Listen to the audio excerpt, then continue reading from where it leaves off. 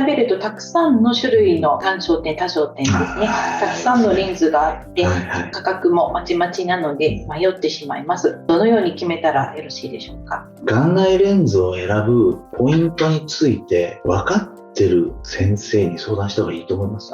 みんながみんな全て分かってるわけではないんですね。例えば多焦点レンズを100例以上使ったことある先生、眼科医って日本に1万3000人いるんですけども、多分100人ぐらいです。分かんないけど1000人以上に使ったことある先生って多分10人ぐらい。わかんないけど、そんなもんだと思います。多分。でもだからやっぱりそのメーカーのいうカタログスペックと実際のところは違うので、やっぱりそこかな。あんまりこれ言うとさ、眼科の先生見てたら後で怒られるんですよね。お前はなんだと怒られるんですけど、実際やっぱり経験の有無っていうのが一番大きいと思います。種類はいっぱいあるんですけど、僕らはこれが一押しっていうのはやっぱあるんですよ。それは経験上もあるし、メーカーが信頼できるかどうか。要はレンズも工業製品なので不具合って起こり得るんですよね。あっちゃいけないけど起こり得るんです。そういった時にきちんとしたメーカーだと保証をしてくれます。だけど例えば眼内レンズって実はベンチャー企業がすごい多いんですよ。ヨーロッパのベンチャー企業は保証してくれないですよ。